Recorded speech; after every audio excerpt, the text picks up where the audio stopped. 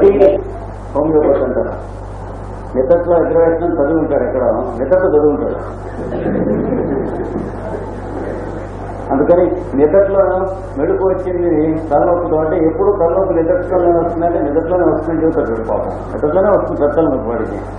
ఎప్పుడు నిద్రలోనే వస్తే లెక్క చేస్తానే ఎక్కాలు కొన్ని రాష్ట్రాలు ఉంటాడు వీడి దగ్గర, వీటి దగ్గర. అంటే కీనోట్ సిస్టమ్ అని ఒక అంటే గోసాయి చిటికలు అంటారు చూడండి.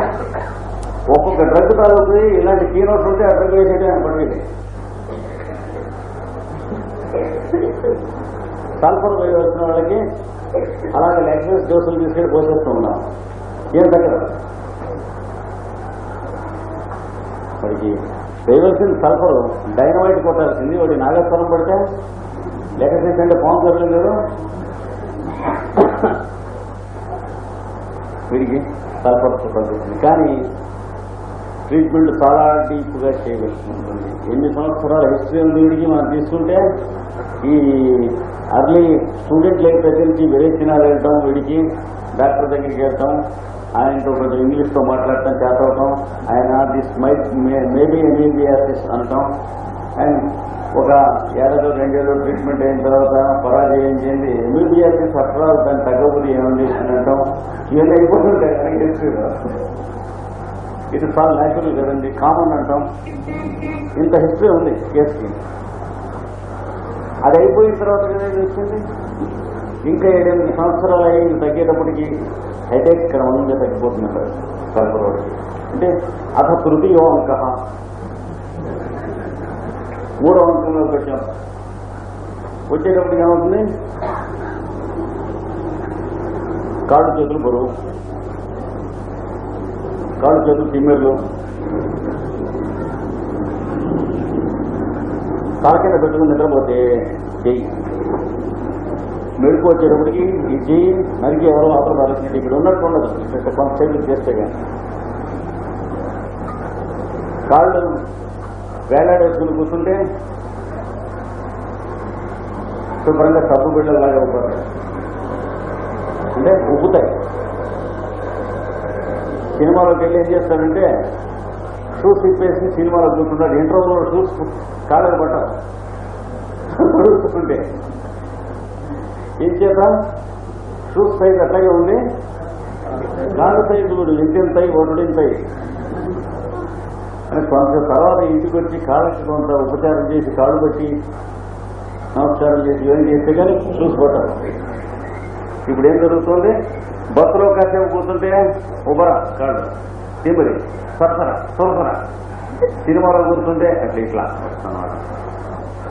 అంటే ఏమొచ్చింది సింటమ్స్? రెండవది అంటే ఏ విడిపోయింది, బి విడిపోయింది, సిలో ఒడిమే అనే సింటమ్స్ వచ్చినాయి. అంటే ఉబ్బులు వాపులు వస్తున్నాయి పోతున్నాయి. కాసేపు ఊరికే ఏం లేదండి కాళ్ళు వేలాడేసి కూర్చుంటాం కదండి అని చేత అంటారు. అంటే గ్రావిటేషన్ అది వరకు ఏమైంది? గ్రావిటీ ఉంటే భూమికి మనకు తత్పరారంభమైనప్పుడే భూమికి గ్రావిటీ పుట్టిందే. ఇలా వస్తాయి. తర్వాత ఈ క్రమంగా ఇంక్రీజ్ అవుతుంది. ఇంక్రీజ్ అయ్యి 7-8 ఏళ్ళు అయ్యేటప్పటికీ మళ్ళీ ఈ ట్రీట్మెంట్ దీనికి పుచ్చుకుంటాం మొదలెడతారు. ఇంతలోకి ఏమవుతుంది? ఒడిమా వాపులుగా ఉంటాయి, ఇదిగా ఉంటాయంటే ట్రీట్మెంట్ ఇస్తే శుభ్రంగా శొంఠి కొమ్ములు అయిపోతాయి, కాళ్ళు తగ్గిపోతాయి. తగ్గిపోతే అంతకు ముందు ఉన్నటువంటి తలకాయ నొప్పి వస్తుంది. మళ్ళీ తలకాయ నొప్పి 5-6 నెలలు వాయించేసి మందు పుచ్చుకుంటే మళ్ళీ వాపులు వస్తాయి. వాపులకి మందు పుచ్చుకుంటే 5-6 నెలల తర్వాత తగ్గి మళ్ళీ తలకాయ నొప్పి వస్తుంది. ఇక 2 మాటలు అట్నుంచి ఇటు షటిల్ సర్వీస్ జరిగిన తర్వాత ఈ మాట ఏమవుతుంది? వాపులకి మందు పుచ్చుకుంటే తలకాయ నొప్పి, తలకాయ నొప్పి మందు పుచ్చుకుంటే నీళ్ళు వేసినారు. అవనకం చిన్న ఇన్నాళ్ళు జగనే తగ్గలేదు. ప్రస్తుతం అట్టి పెట్టారు. మళ్ళీ సూపర్వైజర్ సర్వీస్ కోసం అట్టి పెట్టారు. వచ్చేస్తారు క్రమంగా వెనక 5-6 ఏళ్ళు అది, 5-6 ఏళ్ళు ఇది, 5-6 ఏళ్ళు ఇది ఉన్నాయి. తర్వాత 5-6 నెలలు అది, 5-6 నెలలు ఇది, 5-6 నెలలు ఇది ఉంటాయి. తర్వాత 2 నెలలు అది, 2 నెలలు ఇది, 2 నెలలు ఇది ఉంటాయి. తర్వాత నెల అది, నెల ఇది, నెల ఇది ఉంటాయి. ఈ స్టేజ్లో వచ్చేటప్పటికి వాడు చూస్తాడు ఇది ఎనీమియా ఉన్నది, తర్వాత ఇంటెస్టైనల్ టీబీ ఉన్నది, ఇదేంటి చేస్తుంటాడు. అప్పుడు టెస్ట్లకు వస్తుంది. లాస్ట్ మూమెంట్స్ లో ట్రీట్మెంట్స్ జరుగుతూ ఉంటే విరేచనాలకు మందేస్తే వాపులు వస్తాయి. 2 రోజులు విరేచనాలు బెటర్ వాపులు వచ్చేస్తాయి. వాపులకు మందేస్తే 2 రోజుల్లో వాపులు తగ్గిపోయి యూరిన్ ఫ్రీగా అయిపోయి విరేచనాలు. అంటే ఇంకొక ఏడాది 1.5 సత్తున్నాడు వాడు. టీబీ అడ్వాన్స్ అయినటువంటిది, కార్పసెల్స్ పోయి, రెడ్ కార్పసెల్స్ పోయినాయి, బ్లడ్ పాడైపోయింది అంటాయి. అంటే ఎక్కడెక్కడ 3 చోట్ల పట్టుకుందనమాట సోరా అనబడేటువంటి పెద్ద పులిపోయింది. ఇది సల్ఫర్ కేసు. 3 ఏళ్ళు 21 సంవత్సరాల కిందట సల్ఫర్తో ట్రీట్ చేసి ఉండవలసింది అనకే. అంటే ఈ లింకింగ్ చెప్పుకోవాలి. లేకపోతే సల్ఫర్కి మెటీరియల్ మెడికల్ ఉంటాయిట, అది వేరు. ఏ పుస్తకం చదువుకున్నా పుస్తకాలు ఉంటాయి. అంటే ఏమైంది, 22 years the medical world has slept over the patient and calmly the patient dropped off. చిట్ట చివరి ఉన్న స్థితికి మనం ఏ పేరు పెట్టామో జబ్బు పేరు, దాని కింద ఎఫిలియేట్ అయ్యి చచ్చిపోతాడు. అదొక్కటి పర్వాలేదండి. జబ్బు పేరు లేకుండా చచ్చిపోతే ఏం కొడతారా, దయ్యాలు అవుతారా? అలా వీళ్ళేదని చెప్పి జబ్బు పేరు మాత్రం అడిగి శుభ్రంగా స్టాంప్ వేసి యాక్సెప్టెడ్ రికగ్నిషన్ వచ్చి మరీ చచ్చిపోతారు. అందుకు మాత్రం డయాగ్నోస్ అనుకుంటున్నారు. జబ్బు ఎవరు తెలియలేదు, తెలిసి ఏం చేస్తారు అంటే పేరు వాడు జబ్బు ఏంటంటే. ఇది సల్ఫర్లో ఉన్నటువంటి ఇంకొక బాగా ఉంచుకోవాల్సినటువంటి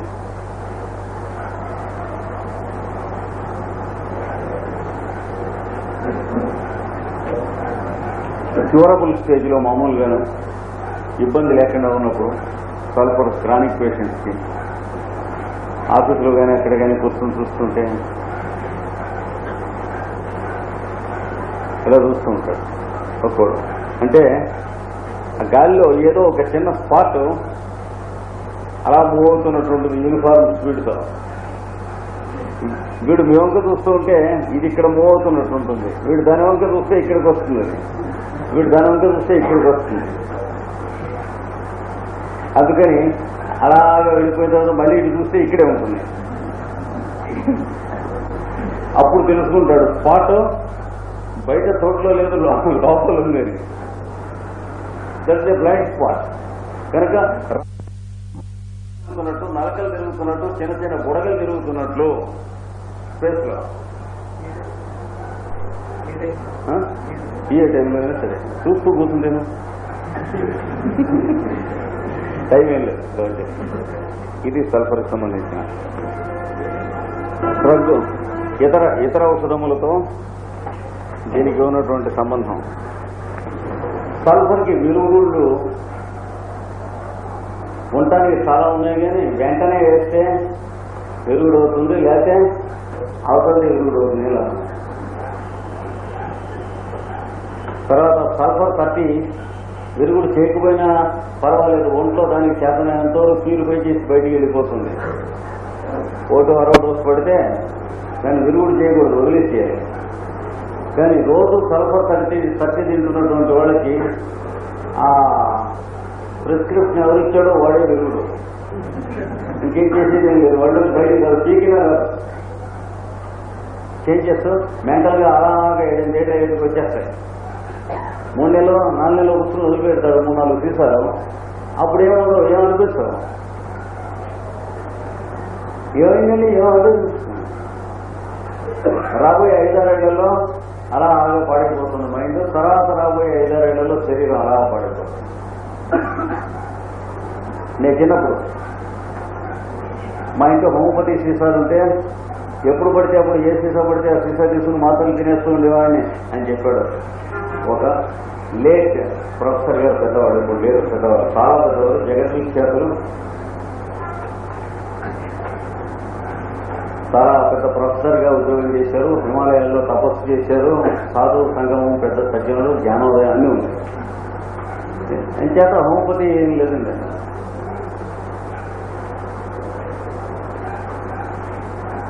చూస్తూ ఉండగా యువకులు వంకరైపోయి ముక్కలైపోయి అలా పడిపోయి చెట్టు చివరి 15 సంవత్సరాలు వారిని స్వామి జ్ఞానానంద అని అంటారు, ప్రొఫెసర్. అలాగా బోన్స్ డిజాల్వ్ అయిపోయినాయి. ల్యాబ్స్ 15 years ఆయనే చెప్పాడు, అవన్నీ చూపించి ఇట్లా అయిపోయినాయి. డాక్టర్లు ఎవరు కూడా ఇదేం తప్పు తెలియలేదు, దీనికి ఏమిటో ఏం చేయాలంటే అట్లా వదిలేస్తాను. కానీ అది కారణం అంటే వెంటనే కావాలి కదా అని అలా ఉంటుంది. అంటే మనకి ఆ లింకప్ అవడం అలా ఉంటుంది. వెంటనే ఏమవ్వలేదు కదా, ఏడాది ఏమవ్వలేదు, 5 ఏళ్ళు ఏమవ్వలేదు, తర్వాత ఏదైనా అయితే దీనివల్ల ఏంటో ఆ టైం ల్యాబ్స్ వల్ల మనకి మా మైండ్ ఇచ్చేది. సరే పెద్దవారు ఆ వయసులో వాదించడం అనేటువంటి చేయకుండా వినేసేసి ఒక 5 వెళ్ళామంటే చాలా పెద్దవారు అయ్యారు, ఇంకా ఎంతో కాలం దేహంలో ఉండక అని అన్నప్పుడు అంతకుముందు చూసి ఏడాది అర్థమైంది. మళ్ళీ ఒక మాట చూద్దామని వెళ్ళాం. వెళితే బాగా 3 గంటలు కూర్చున్నాం. ఆ 3 గంటల్లో ఈ టాపిక్ పెట్టి చెప్పాను. క్రమంగా ఇలా అయిపోతారు. మెంటల్గా క్రమంగా పాడైపోయిన వాళ్ళు ఉన్నారు, డ్రగ్స్ ఇలా వర్షం తిని. కనుక సల్ఫర్ విరుగుడు కావడానికి అవకాశం లేనటువంటి డ్రగ్స్లో ఒకటి టైం ల్యాబ్స్ ఉంటే సల్ఫర్ 30 అయినా సరే 6 అయినా సరే రోజు వేసుకుంటూ ఉంటే సల్ఫర్ పురుగు అయిపోతుంది. 30 కానీ 6 కానీ అప్పుడు నా పొరపాటున 1-2 డోసులు పడ్డాయంటే దాన్ని విరుగుడు చేయవద్దు. అది చేతనంత వరకు ప్యూరిఫికేషనే కానీ మరొక అపకారం చేయదు శరీరం. 200 కూడా అంతే. మోతాదు 1 వేసారట, పొరపాటున 200 పడ్డదట అంటే మాట్లాడుకోకుండా ఏం పర్వాలేదు. అయితే 200 దగ్గర నుంచి కొంచెం డేంజర్ ఎక్కడ వస్తుందంటే బాగా అడ్వాన్స్డ్ పేషెంట్ కనుకైతే టీబీలోనూ మొదలైనటువంటి దాంట్లో ఇంకా క్యూరబిలిటీ లేకుండా లంగ్స్ పాడైపోయి ఫైబ్రోసిస్ మొదలైన వచ్చి ఇంటికి పంపించిన కేసులు అయితే వెంటనే లంగ్లో అల్సరేషన్ వచ్చి దగ్గి నెత్తురు కక్కి చనిపోతారు ఒక 15-20 రోజుల్లో. కనుక ఆ రోజును మర్నాడు అయితే ఆ సల్ఫర్ డోస్ని న్యూట్రలైజ్ చేయవచ్చు, అంటే విరుగుడు చేయవచ్చు. హైపోటెన్సీస్లో అంటే 200లో కానీ 1లో కానీ రిపీటెడ్గా సల్ఫర్ వేసుకుంటూ ఉంటే శరీర తత్వంలో మార్పులు వచ్చిన వాడికి నానా బాధలుగా వెళ్ళిపోతూ ఉంటాయి. కానీ నక్స్వామిక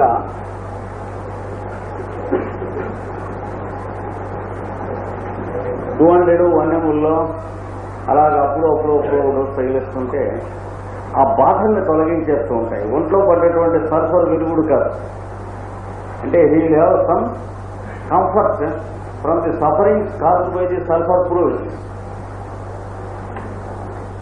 ఈ విధంగా మాత్రమే నక్స్వామిక సల్ఫర్కి విరుగుడు. అంటే సల్ఫర్ ఎఫెక్ట్స్కి విరుగుడు తప్ప సల్ఫర్కి విరుగుడు కాదు, సర్ఫేస్ విరుగుడు ఇది నక్స్వామిక. అలాగే నక్స్వామిక ఎక్కడైనా డిన్నర్ తగిలినప్పుడల్లా వెళ్ళొచ్చి నక్స్వామిక రోజు వేసుకుని ఇలా పొట్టపాటు చేసుకున్న వాళ్ళు చాలా మంది ఉంటారు. కొంతకాలం ఇది పని చేయకపోతే 1M వేసుకుని 100-150 డోసులు వారానికి ఒకటి, ఎప్పుడు బరువులు ఉంటే 1M, తర్వాత 10M వేసుకుని ఇలా పాడైపోయిన వాళ్ళకి లైఫ్ లాంగ్గా సెటిల్ అయిన సింటమ్స్ ఉంటాయి.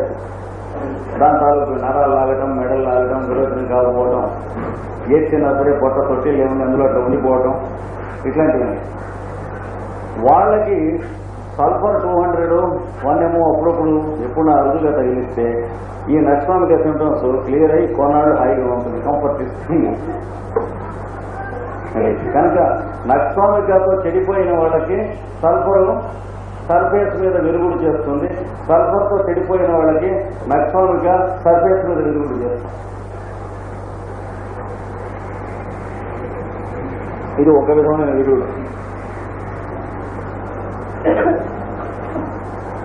కొన్ని 3-4 డోసులు అయ్యాక దూరంగా వేస్తే సల్ఫర్ వల్ల నక్సామికా కంప్లీట్గా వెలుగుడవటానికి అవకాశం ఉంది. కానీ నక్సామికా వల్ల కానీ దేని వల్ల కానీ సల్ఫర్ వెలుగుడవటానికి ఈ జన్మకు వీలు లేదు, వచ్చే జన్మలో అవుతుంది.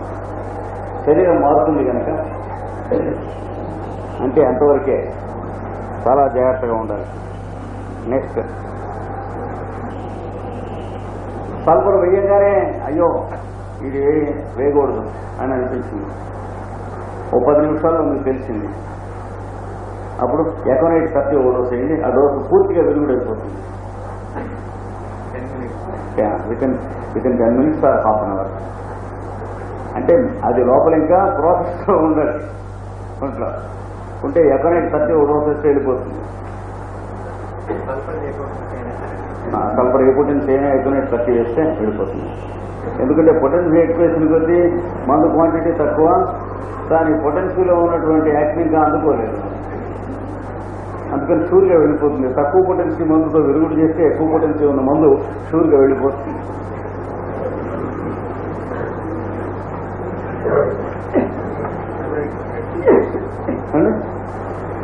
ఎకనైట్ 30. అలాగే కొన్ని కేసుల్లో సల్ఫర్ పొరపాటు పడ్డాయి, వెంటనే క్యాంఫర్ ఇచ్చినా కూడా విరుగుడైపోతుంది. ఇదే టైంలో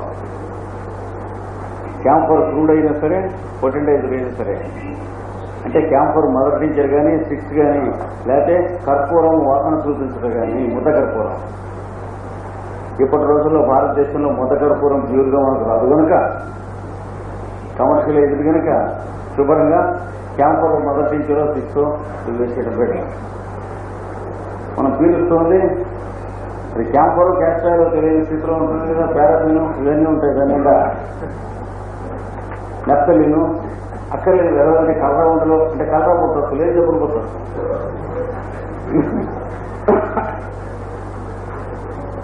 కనుక నేషనల్ మొరాలిటీ లేని దేశాల్లో ఫ్రూట్ సబ్సిడీస్ వాసన చూసినా అయితే చూడమన్నాడు. ముద్ద కర్పూరం ఇస్తారు, ముద్ద ఉంటుంది కర్పూరం ఎట్లా. Because camphor is being exported and Indians are only cooling. లవంగాలు అని ఇస్తారు. అంటే ఇంకెంత ఉంటాయి పెద్దవి ఏమంటే అవి దొరలు తినాలి, మనం కాదు.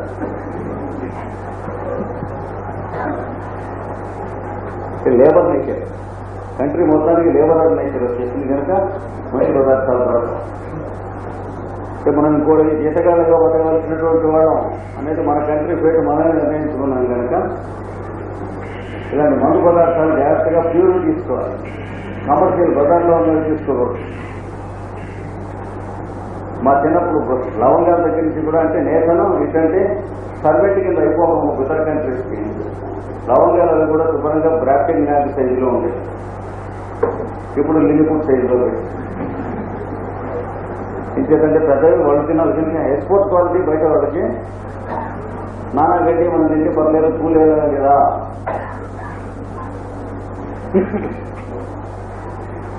ఇంకా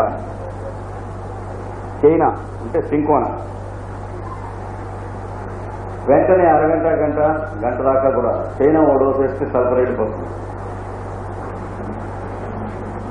ఐరన్ 3 డోసు వేసినా వెళ్ళిపోతుంది. చైనా వలస జిల్లా కూడా వెంటనే వేస్తే తగ్గిపోతుంది. అలాగే వాడు మెర్క్యూరీకి సంబంధించిన పేషెంట్ అని కనుక మీకు అనుమానం వస్తే మెర్సాల్ 6 డోసు వేస్తే సల్ఫర్ వెళ్ళిపోతుంది.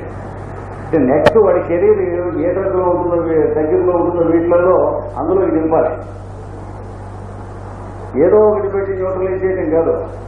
ఇందులో దేని దగ్గర నుంచి వాడు నెక్స్ట్ ట్రీట్మెంట్కి దగ్గరగా ఉంటాడో అక్కడి నుంచి దింపమంటాడు క్యాంట్ చెప్పేది. ఇందులో ఏదేసినా వెళ్ళిపోతుంది కాబట్టి అని కాదు.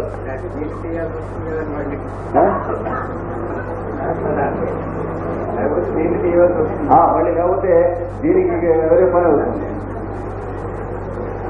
అలాగే నైట్రిక్ యాసిడ్ ఒకటి మంచి విరుగుడు. నైట్రిక్ యాసిడ్ దాంతో కూడా వెళ్ళిపోతుంది. ఇక్కడ ఇంకో ఇంట్రెస్టింగ్ పాయింట్ గుర్తుంచుకోండి.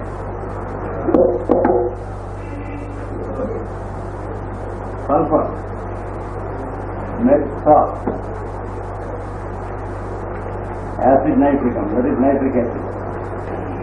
ఇవి మూడు ఓజోన్ న్యూట్రలైజ్ ఈక్వల్ గా చేస్తుంటారు,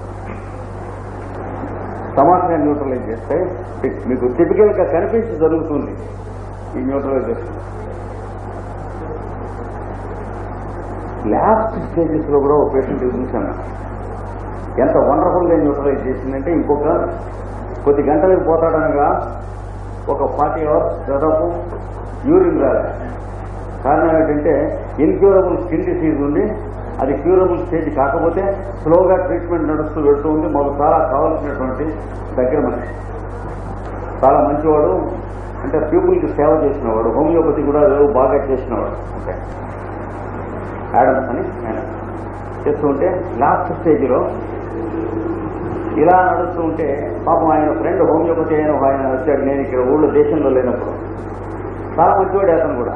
సింటమ్స్ అన్ని చూసి ఏమిటి మెర్సాల్ వేస్తే బాగుండేది నీకు రోజు, మెర్సాల్ వేస్తే ఏమవుతుంది, స్కిన్ క్యూర్ అవుతుంది. ఇన్క్యూరబుల్ డిజీజ్లో స్కిన్ క్యూర్ అయితే ఏమవుతుంది, పర్సన్ చచ్చిపోతాడు. అది లేకుండా సూజ ఫిక్స్ మీద ఏడాది ఎన్నాళ్ళ మనిషిని ఎక్కబెట్టాను, ఇంట్లో కొంచెం తిరుగుతున్నా అలా తిరుగుతూ ఉన్నంతలో నడుస్తున్నాడు. సడన్ గా తర్వాత మనం మాట్లాడుతూ చెప్తాను లేని చెప్పి మెర్సాల్ 200 వస్తుంది. నేను ఊరి నుంచి తిరిగి వచ్చేటప్పటికి స్కిన్ శుభ్రంగా క్లీన్ గా హీల్ అయిపోతుంది. కేసు సామాన్యమైంది కాదు, లెప్రసీ. మనిషి ఇలాంటి ఇలా అవుతున్నాడు. ఏమిటో స్కిన్ ఇట్లా ఉంది, హీల్ అవుతుంది అంటే ఎక్స్క్యూజ్ మీ పొరపాటు జరిగింది. ఎందుకంటే హోంవర్క్ చాలా తెలిసినవాడు. ఇక understood that it is thoroughly wrong. ఇలా జరిగింది. అతను వచ్చాడు ఫ్రెండ్, అతను కూడా ఆగితే బాగుండేది, నేను ఆగమన్నాను, పర్వాలేదు చూద్దాం అన్నాడు. వేసేసాడు, స్కిన్ ఇలా హీల్ అవుతుంది నేర్చాడు. అంటే వెంటనే ఎట్లా ఉంది నీకు, చాలా నీరసంగా ఉంటుందండి రోజు. ఇలా దీన్ని ఏం చేయాలని చూస్తూనే ఉన్నాం. 4 days 5 days లోపల మనిషి అన్కాన్షియస్ అయిపోయి టాక్సిక్ కండిషన్ లోకి వెళ్ళిపోయినాడు. ఇంకా కాన్షియస్నెస్ రాక లాస్ట్ స్టేజెస్ లో 40 hours యూరిన్ అవ్వలేదు. ఏం చేస్తాను, చేసేది ఏం లేదు, లాస్ట్ అటెంప్ట్ చూద్దామని చెప్పి మెర్సాల్కి న్యూట్రలైజ్ నైట్రిక్ యాసిడ్ 30 overdose వేసాం. వేస్తే బ్లాడర్లో ఉన్న కిడ్నీస్లో ఉన్న యూరిన్ అంతా కూడా వితిన్ 1 hour వెళ్ళిపోయింది. అంటే అంత టాక్సిక్ కండిషన్లో ఉన్నటువంటి వాడు లేచి కూర్చుని యూరిన్ పోసేసాడు, క్లియర్ అయిపోయింది. కళ్ళు వచ్చి మేషాలు వచ్చారా ఊరి నుంచి అని అడిగారు. డ్రగ్ దాని పని వచ్చేసింది. తర్వాత ఫ్యూ అవర్స్లో పాస్ అయ్యింది. అంటే ఇంకో ఫ్యూ అవర్స్లో మనిషి పోతాడు అని అనుకుంటున్నటువంటి స్టేజ్లో కూడా అది న్యూట్రలైజ్ చేసిందండి. అంటే ఈ మూడును దాని పని అది ఓదాన్ని న్యూట్రలైజ్ చేయడంలో అంత క్లియర్ కట్గా అంత స్ట్రైకింగ్గా కొట్టాయి. ఆనందరావు వచ్చాడా, ఇంకా వాళ్ళ బ్రదర్ వాళ్ళ అన్నగారు చేశారు. They have helped many sick people. అంటే ఆశ్చర్యం వేసింది. లాస్ట్ మూమెంట్స్ లో కూడా డ్రగ్ దాని పని చేసింది కంటే ఎట్లా చేసింది. ఈ మూడు ఇలా గుర్తుపెట్టుకోండి. అంటే న్యూట్రలైజ్ చేయాలి అంటే ఇవి ర్యాంక్ గా న్యూట్రలైజ్ అవుతాయి ఒకదాంతో. అంతేనా జరిగింది. లాస్ట్ మూమెంట్స్ లో పోబోతూ ఉండగా యూరిన్ మొత్తం క్లియర్ అయిపోయింది కదా, అది అసలు అవ్వదు. డ్రగ్ పనిచేయడానికి వైటాలిటీ ఉండాలి కదా, లేదు. ట్రేసెస్ ఆఫ్ వైటాలిటీ ఉంటే it has proved totally faithful. ఇంకా డ్రగ్ రిలేషన్షిప్స్ లో సల్ఫర్ గుర్తుంచుకోవాల్సినవి. సల్ఫర్, క్యాల్కేరియా అండ్ లైకోపోడియం, వీటిని సల్ఫర్ ట్రయో అని అంటారు. Sulphur, calcarea and lycopodium, they are called sulphur trio. చాలా మంచి మిత్రులు. కానీ వీళ్ళ స్ట్రిక్ట్ రూల్స్, సల్ఫర్ ట్రీట్మెంట్ అయ్యాక క్యాల్కేరియా ట్రీట్మెంట్ అవసరమైతే వేస్తే వాడు మామూలుగా పనిచేసిన కంటే చాలా వండర్ఫుల్గా పనిచేస్తాడు, థరోగా క్యూర్ చేసేస్తాడు. Calcarea works with a very great efficiency than normally after the treatment of sulfur.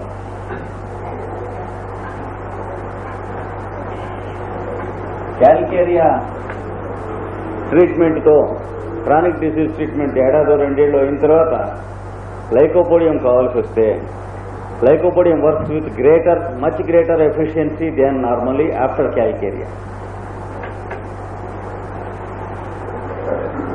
అలాగే లైకోపోడియం ట్రీట్మెంట్ అయిపోయిన తర్వాత ఎవరికైనా సల్ఫర్ కావాల్సి వస్తే మామూలు కన్నా చాలా అద్భుతంగా చాలా పవర్ఫుల్గా పనిచేస్తుంది సల్ఫర్. అంత గౌరవం వీళ్ళకి ఒకళ్ళ మాట అంటే ఒకళ్ళకి ప్రాణం తీసేస్తారు. ఈ ఆర్డర్ రివర్స్ కాకూడదు ఒకటి గుర్తుంచుకోవాలి. సల్ఫర్ తర్వాత క్యాల్కేరియా ఇవ్వండి మంచిదే అంటే ఇచ్చి తీరాలి కదా కావాల్సి వస్తే. క్యాల్కేరియా తర్వాత సల్ఫర్ కావాల్సి వస్తే మనం ముందు వేసిన క్యాల్కేరియా ఏడిచినట్టుంది అని అర్థం, వెంటనే సల్ఫర్ అయిపోతుంది, న్యూట్రలైజ్ చేయండి, పనిచేయండి. ఈ పనిచేయకపోయేటువంటి అపకారం చేసేవి జాగ్రత్తగా గుర్తుంచుకోవాలి. అంటే ఇది వన్ వే ట్రాఫిక్. అలాగే సల్ఫర్ ట్రీట్మెంట్ అయిపోయిన తర్వాత పూర్తి కాకపోతే కంప్లీట్ చేయడానికి చాలా కేసుల్లో సోరినం కావాల్సి వస్తుంది. అలాంటి కేసుల్లో with greater efficiency the సోరినం work. మామూలుగా సోరినం వేస్తే పనిచేసే కన్నా సల్ఫర్ తర్వాత పనిచేయడం చాలా ఎక్కువగా పనిచేస్తుంది.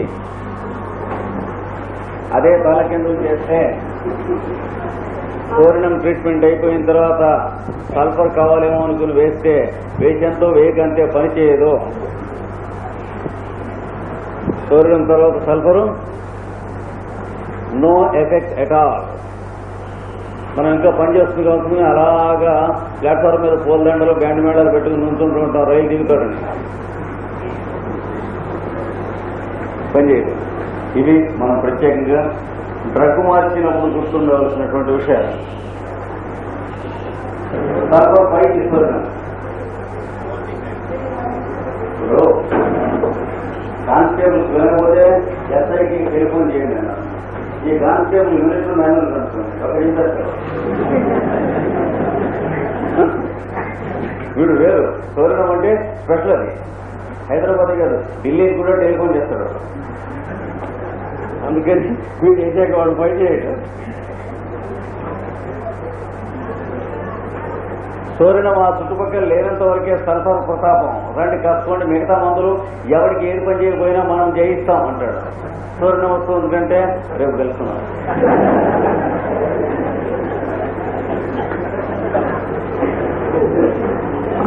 అంటే సల్ఫర్ కన్నా ఇంకా డీపర్ డ్రగ్ సోరినం, అది గుర్తుంచుకోవాలి.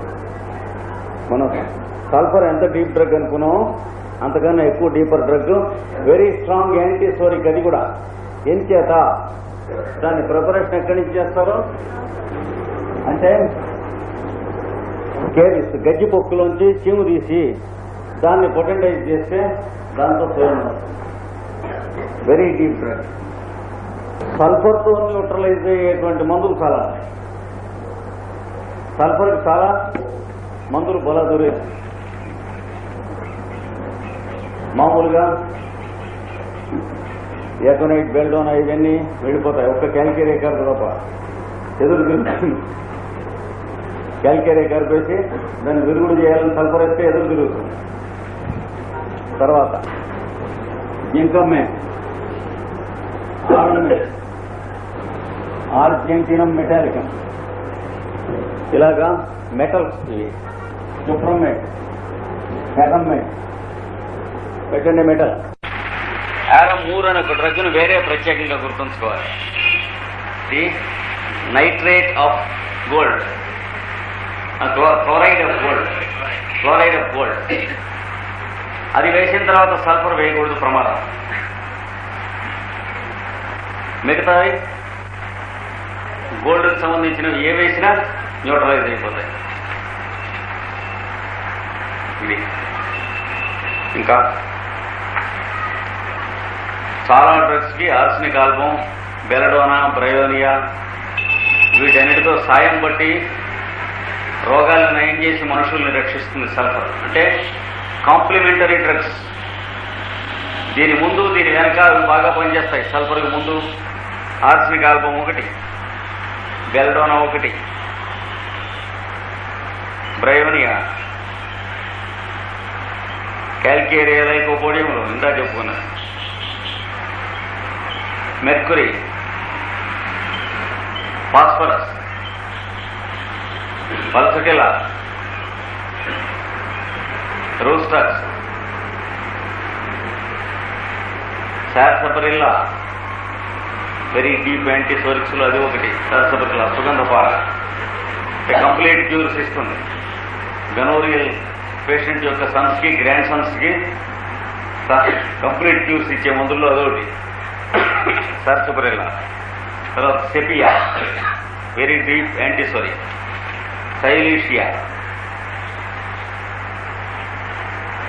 ఇవి సల్ఫర్కి ముందు పడ్డా వీటి తర్వాత సల్ఫర్ బాగా పనిచేస్తుంది. ఇవి తిన్నగా పనిచేయటం లేదు అనే సల్ఫర్ డోస్ వేస్తే అంతకుముందు వచ్చిన బాగా పనిచేస్తాయి. సల్ఫర్కి తర్వాత పడితే ఇంకా బాగా పనిచేస్తాయి. కనుక ఇవి చేయగలిగినటువంటి లక్షణాలు. ఇంకొకటి చిట్ట చివరి రిలేషన్షిప్, ఎకోనైట్ బాధలు తగ్గించాక మళ్ళీ రికర్ అవుతూ ఉంటాయి. పంటి నొప్పి కానీ, కంటి నొప్పి కానీ, తొంటి నొప్పి కానీ, గిలగిలగిలగిలాడుతూ నరం లాగేయటం కానీ, సన్నేయటం కానీ, ఇట్లాంటివన్నీ ఎకోనైట్ తగ్గించవలసిన జబ్బులని గిలగిలగిలాడిస్తాయి మనిషిని. చేప కొట్టుకున్నట్టు కొట్టుకుంటాడు ఏ నొప్పి అయినా సరే. అలాంటి వాటిలో ఎకోనైట్ వేస్తే వెంటనే మంత్రం పెట్టినట్టు తగ్గిపోతుంది, కానీ మళ్ళీ వస్తుంది. అప్పుడు ఏం చేయాలి? మళ్ళీ ఎకోనైట్ వేసి తగ్గాక సల్ఫర్ వేయాలి, మళ్ళీ రాదు. కనుక sulphur establishes the action of aconite. ముఖ్యంగా పంటి నొప్పులు ఇది మీకు బాగా తెలుసు. లాస్ట్లీ యాలో అనేటువంటి మందు ఉన్నది. అంటే టీబీ పేషెంట్ల యొక్క వంశంలో పుట్టినటువంటి వాళ్ళలో నిరంతరం అజీర్ణం, కడుపు నొప్పి, జిగట, లూజ్ బాగల్స్, తర్వాత రెక్టం కంట్రోల్లో ఉండకపోవటం, ముఖ్యంగా యూరిన్కి వెళ్ళినప్పుడల్లా కొంచెం మోషన్ డ్రాప్ పడుతూ ఉంటుంది తెలియకుండా. ఇవన్నీ యాలో అనేటువంటి ఔషధం యొక్క లక్షణాలు. డిసెంట్రీ అంటారు, ఎమీబిక్ డిసెంట్రీ, ఇట్లాంటి వాటిలో సంవత్సరాలు ఉంటాయి యాలో పేషెంట్స్. యాలో వేస్తే తగ్గి మళ్ళీ వస్తూ ఉంటాయి. ఎన్ని మాటలు వేసినా తగ్గి మళ్ళీ వస్తూ ఉంది డాక్టర్ గారు అని అడిగితే నేను చెప్పలేదా డిసెంట్రీ, ఎమీబిక్ డిసెంట్రీ తగ్గదని అని డాక్టర్ నవ్వుతాడు. లేదా అప్పుడు సల్ఫర్ వేస్తే పర్మనెంట్ గా యాలో చేత పనిచేయిస్తుంది. ఇవి సల్ఫర్ యొక్క డ్రగ్ రిలేషన్షిప్స్. ఈ డ్రగ్ రిలేషన్షిప్స్ కూడా జాగ్రత్తగా గుర్తుపెట్టుకోవాలి. మనం రేపు కొంచెం కరెంటు బెటర్గా ఉన్నట్లయితే పల్సటిలా పూర్తి చేసుకుంటాం. మొదలుపెట్టి 5 నిమిషాలు గ్యాప్ ఇచ్చి కరెంట్ వస్తుందేమో చూసి మన అడ్వాన్స్డ్ క్లాస్ స్టార్ట్ చేస్తాం.